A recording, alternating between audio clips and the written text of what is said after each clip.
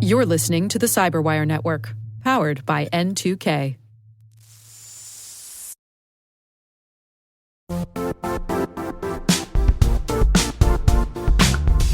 Are you ready for AI in cybersecurity? Demand for these skills is growing exponentially for cybersecurity professionals. It's why CompTIA, the largest vendor-neutral certification authority, is developing Sec AI Plus.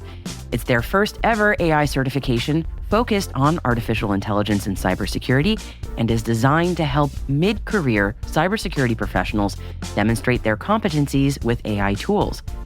And that's why N2K's Sec AI Plus practice exam is coming out this year to help you prepare for this certification release in 2026. To find out more about this new credential and how N2K can help you prepare today, check out our blog at certify.cybervista.net/blog. And thanks.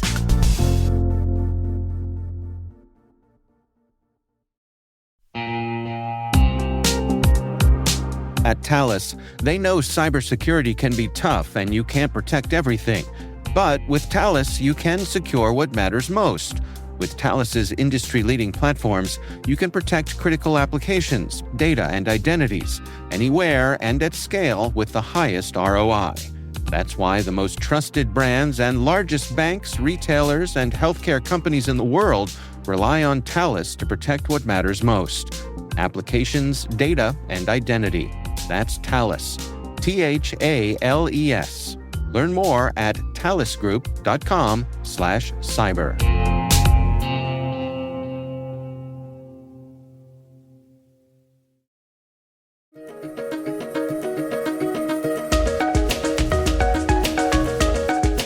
Hello, everyone, and welcome to the CyberWire's Research Saturday. I'm Dave Bittner, and this is our weekly conversation with researchers and analysts tracking down the threats and vulnerabilities, solving some of the hard problems, and protecting ourselves in a rapidly evolving cyberspace.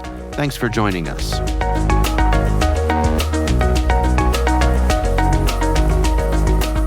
So essentially, we looked at Axis, one of the major and leading brands in the world of camera surveillance.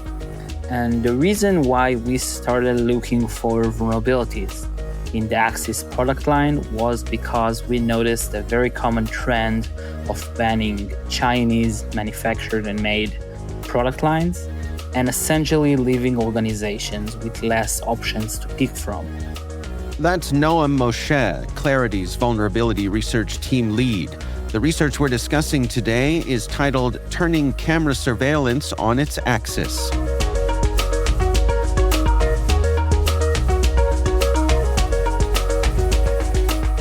And this very not saturated market of video surveillance after the world of banning most, if not all, Chinese vendors, basically left 2, 3, maybe 4 big players in the field. And because of that, finding one critical vulnerability or vulnerability chain in one of these major vendors could lead to devastating effects affecting thousands of different companies. Well, for folks who might not be familiar with Axis Communications and their camera systems, where are they from? Where are these products made? So Axis is a Swedish company at its core, I believe, and we mainly see it in US market. Now, it's important to say that Axis is not a home user camera, meaning it's not a camera I'll set up in my home office or at my perimeter. Instead, it is more enterprise grade, enterprise ready, essentially allowing organizations and big organizations to have up to a few thousands of cameras as part of their camera fleet. So you'll see them in big companies, like medium to big companies, medical and educational institutions, governments, all sorts of locations. I see. Well, help paint a picture for us here. My understanding is there is an Axis device manager and a camera station that play a critical role in managing this surveillance infrastructure. Is my understanding correct here? And why do those components matter? So essentially, when you have more than one camera, you need to have one centralized way to control, manage, and consume the actual video feed of your cameras. And because we are talking about organizations that could have like fleets of thousands and tens of thousands of devices, they cannot control, manage, and consume the feed from each camera directly. And instead, Axis implemented like a centralized solution that allows them and allow users to control and manage and actually see the video feed of your entire camera fleet in one centralized location. And this is exactly what Axis Device Manager and Axis Camera Stations are. These are centralized servers that you install, and basically through them, you are able to modify, backup, restore, control configuration, and actually view the camera feed of all of your cameras in one location. Well, describe for us what happened when you all went looking at their protocols here. What did you discover? So, in our research, we wanted to see what kind of communications and what kinds of protocols we'll see in the Axis ecosystem. And soon enough, we discovered that Axis implemented their own custom proprietary protocol that we call Axis.Remoting that allows a client and a server to connect and communicate with one another. Essentially, it's a closed source protocol, meaning there's no documentation, no open source tools, no nothing about how this protocol actually looks under the hood. It allows a client application to connect to these centralized servers and use the functionalities they expose. So, for example, if we're talking about Axis Device Manager, it allows the sysadministrators to control, configure, see the status of all of their cameras. Now, while this protocol is fully encrypted, fully authenticated, essentially giving users the impression that it is fully secure and fully okay to expose it to the internet, we discovered a few vulnerabilities that, when chained together, could allow an attacker to essentially gain pre-auth remote code execution on these centralized servers. Now, this essentially allows the attacker, without any prior knowledge, without credentials, without anything, just the ability to connect to the server, it allows them to execute arbitrary code and fully control the server itself, and thus gaining two things. First, they gain pivot point and leverage into someone's network, an organization's network that actually deploys the Axis cameras. And not only do they control the server, they also control the cameras themselves. Because at the end of the day, the use case, the business logic of this server is to control the cameras and manage them. And because of that, once this server is compromised, you are able to move laterally and fully control all the different cameras and all the different fleets that this server manages, giving you access to both the networks and the cameras themselves, meaning the camera feeds and anything they are accessible to. Now, you all uncovered a pass the challenge vulnerability. Can you explain to us what exactly that means? Yes. So essentially, we discovered 4 or 5 vulnerabilities. One of them was a pass the challenge vulnerability. And essentially, what this vulnerability means is that it allows a user with a man in the middle setup, essentially like an attacker that is sitting inside, like in the middle of a client and a server's connection, to intervene and basically take control over the connection. By using this man in the middle server, you expose your own server and essentially pass the requests from the client to the server and the responses from the server to the client. Now, one of the first things that happen in this proprietary protocol is that the client must authenticate. And to authenticate users and make sure they are valid users, Axis chose to use NTLM SSP or NTLM challenge response. Essentially, it's a very common protocol in Windows-based networks, and it allows a server to identify users as legitimate. Drawback of it is that it is susceptible to pass the challenge, pass the request attacks. So this means that if you achieve man in the middle between an Axis client and a server, you can allow the client to authenticate and pass the authentication requirement for the server, even though you are sitting in the middle and you are able to fully inject and change and alter any response and requests whatsoever.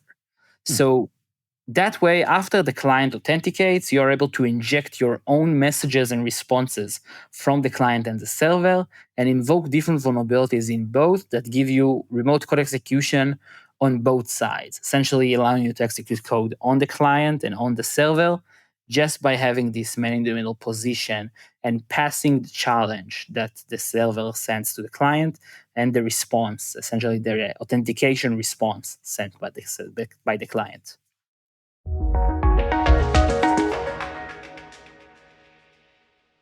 We'll be right back. And now, a word from our sponsor. The Johns Hopkins University Information Security Institute is seeking qualified applicants for its innovative Master of Science in Security Informatics degree program. Study alongside world-class interdisciplinary experts and gain unparalleled educational, research, and professional experience in information security and assurance. Interested U.S. citizens should consider the Department of Defense's Cyber Service Academy program, which covers tuition, textbooks, and a laptop, as well as providing a $34,000 additional annual stipend. Apply for the fall 2026 semester and for this scholarship by February 28th. Learn more at cs.jhu.edu/MSSI.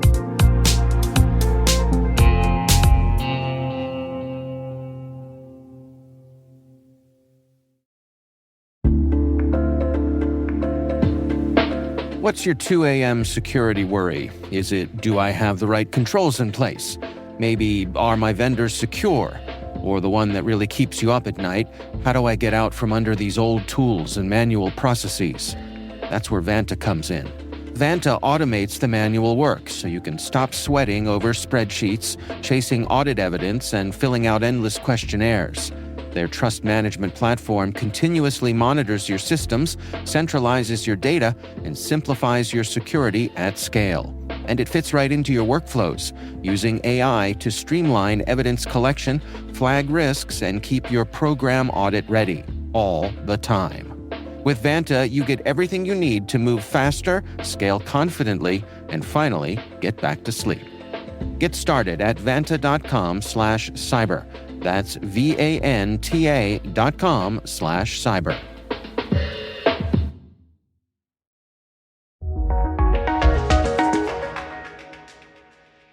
Now, another one of the issues that you highlight in the research is a deserialization issue. Can you unpack that for us? Of course. So this is the core vulnerability, and this is the core findings that allows attackers to execute arbitrary code on the client, the server, and because they control the server, also on the cameras. Now, deserialization is a concept. It's a development concept where essentially you need to take a class. First of all, deserialization is the opposite of serialization, and both of them are the process of taking a class that is represented in memory. Essentially, you have your backend and you have this class, and you want to send it over the wire, for example. And to do that, you need to take the class and transform it into a way to actually send it over the wire, because you can't send like memory address. You need to have like a representation. So, for example, you'll take the class and represent it via textual text. And that way, you are able to send this text that actually represents the class over the wire. Now, the process of deserialization is exactly the opposite. You take something and you construct an in-memory class inside your memory space of that class. So essentially, you take a string from the network and you construct a class from it. Now, in .NET, this is very dangerous if the user is allowed to control what type of class is created. Because deserialization are almost arbitrary approach that allows like the creation of multiple classes. So if in a case a user is able to control what kind of classes will be created on the server endpoint, Then they could use what's called gadgets, which are dangerous classes that could be used to gain full remote code execution. And this is exactly what happened in Axis.Remoting. Hmm. Essentially, this protocol relies on RPC, and in it, the client and the server send to one another serialized classes over the wire to allow them to invoke different functionalities in the other side. And because we discovered that any side of this talk is able to fully control what types of classes will be created on the other side, you are able to inject malicious classes that will lead to code execution. Hmm. So essentially, if you exploit the man in the middle, for example, you are able to inject malicious classes to both endpoints and cause code execution on both the client and the server. Now, in addition to that, you all discovered there was a fallback HTTP protocol that had anonymous access. Am I getting that right? Yeah, exactly. So while we did gain full remote code execution, we, at that point at least, still required man in the middle position, essentially making the vulnerability not fully exploitable in real life scenario because we want full pre-auth remote code execution without needing to be able to man in the middle connection from a legitimate client, which is of course less realistic when trying to attack internet exposed services. And because of that, we wanted to be able to bypass the authentication requirement altogether. And to do that, we used, exactly like you've said, a fallback mechanism in the Axis.Remoting protocol that allowed a client that is not accessible to the main server of the management server, the main port of the management server, to communicate with it on a different port. And in that different port, there was a different protocol that still had the same vulnerabilities of the Axis.Remoting protocol, the same deserialization vulnerability. However, the only difference is that we found an additional vulnerability in that fallback protocol that allowed us to bypass the authentication requirement altogether, essentially allowing us to chain these two vulnerabilities together. We use the fallback protocol to bypass the authentication and begin speaking in Axis.Remoting. And once we do that, we are able to send serialized classes that are malicious and exploit the deserialization vulnerability in the Axis.Remoting, giving us full remote code execution that is fully pre-auth. No requirements are needed whatsoever, no prior knowledge, no nothing. Wow. Now, help me understand here. Once you all got remote code execution on the server, you used the Axis SDK to move laterally and ultimately get to the cameras? Exactly. At the end of the day, the server's main purpose is to control the cameras. Through the server, sysadmins are able to connect, control, modify their cameras. And because we managed to fully exploit the server, we wanted to move laterally to the cameras. So we used legitimate functions, the legitimate functionality of Axis to be able to implement your own packages. Essentially, Axis offers users and sysadmins to be able to modify their camera's behavior by adding a package to the camera.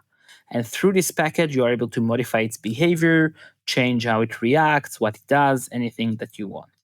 And to do that, Axis offers their own packages, and they actually allow users to build their own packages through an open source SDK. So once we were able to exploit our vulnerability chain to gain control over the Axis management servers, we built our own malicious package that we infected all the cameras that are managed by this server, essentially giving us worm-like capabilities, allowing us to move laterally from the server to all the cameras it manages. And once we did that, we gain two things. First, we gain network accessibility. At the end of the day, this gives us full control over all the devices and all the IP cameras that this server manages. We are sitting in many different networks, many different LANs, and many different physical locations. So we are able to move laterally, we are able to attack, do ransomware, anything that we want. However, in addition to that, because at the end of the day, this is an IP camera, we are able to even control, consume, and abuse and confuse the camera feed. Originally, when I started the research, my main goal was to implement a James Bond or Mr. Robot style of attack, where you are able to actually interfere with the camera feed. So once you control the camera, you're able to access the feed, giving you full espionage capabilities, and B, you are able to control it. You can close the camera, you can rotate it, you can change the actual feed and replay an old video, whatever you want. So it Wow. gives you full control of the cameras. Well, how widespread do you think these vulnerabilities are? I mean, did you get a sense for how many organizations might be affected by this? So once again, the main issue is that not actually an issue, but the main thing is that Axis is one of the leading brands and leading manufacturers of IP cameras. And because of that, they are seen in many, many different organizations, going all the way from big companies, medical, health, and even government agencies. Now, currently, we are observing around 6,500 different servers that are sitting worldwide, with almost 4,000 specifically in the US. However, it's important to remember that these servers are not standalone servers. They are actually managing different cameras that could be numbered in the thousands as well. So essentially, behind every one of these servers, there could be a fleet of cameras that is up to like a few thousands or tens of thousands of cameras. And by exploiting these vulnerabilities and these open services online, you are able to gain initial foothold and full control over the video surveillance of all of these organizations. Now, I know you and your colleagues responsibly disclosed this to Axis. What was their response? So we worked with Axis in collaboration, and we responsibly disclosed this vulnerability to them, meaning once we discovered the vulnerabilities, we immediately contacted them, gave them the full technical report, and worked with them to make sure that their clients are protected. And I can tell you that after doing probably over 100 different disclosures over the last 4 years, Axis were one of the better ones. They were super professional, super prompt to action, and their main goal was to make sure that all of their clients and their users are protected and not exploited. And we work with them, and our goal, and we had a shared goal, was to make sure that these vulnerabilities are patched as soon as possible. And once we reported these vulnerabilities to them, it took between a few weeks, a month or two, to all the vulnerabilities to be fixed, depending on the technical difficulties of implementing a patch. So, based on your research here, what are your recommendations for organizations who may have these kinds of cameras or perhaps another brand as well? And any words of wisdom here? So the first thing I believe sysadmins and IT admins and users in general should take is that having fully encrypted, fully authenticated protocol does not mean full security. At the end of the day, everything has vulnerabilities in it. The only question is how exposed it is and how much effort a threat actor puts into breaking them and finding vulnerabilities.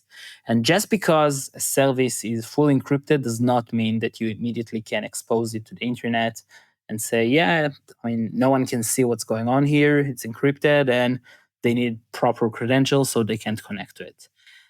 Just by having an encrypted service does not mean it is more secure, because you are not aware of what's going on under the hood and what kind of vulnerabilities could lie down deep under the protocol. So encryption, while it's good, it's important, does not mean security. A service can be encrypted with the most up-to-date standard, but still have vulnerabilities in it. So know what you exposed, have good network hygiene, meaning know what you have in your networks, what kind of services, what kind of attack surface you expose online, and what are the risks and how you take them into account and manage them responsibly.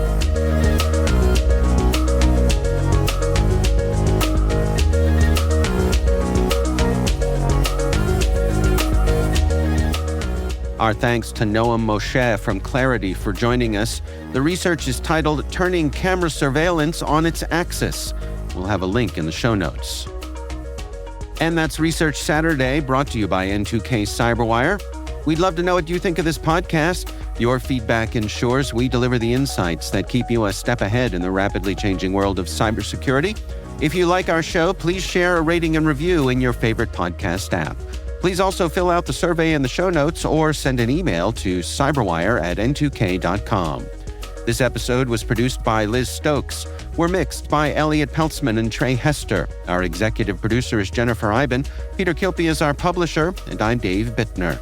Thanks for listening. We'll see you back here next time.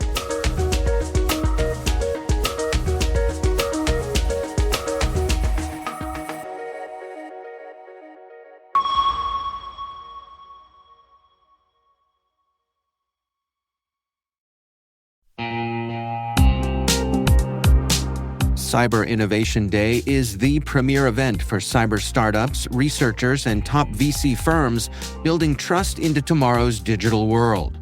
Kick off the day with unfiltered insights and panels on securing tomorrow's technology. In the afternoon, the 8th annual Data Tribe Challenge takes center stage as elite startups pitch for exposure, acceleration, and funding. The Innovation Expo runs all day, connecting founders, investors, and researchers around breakthroughs in cybersecurity. It all happens November 4th in Washington, D.C. Discover the startups building the future of cyber. Learn more at cid.datatribe.com.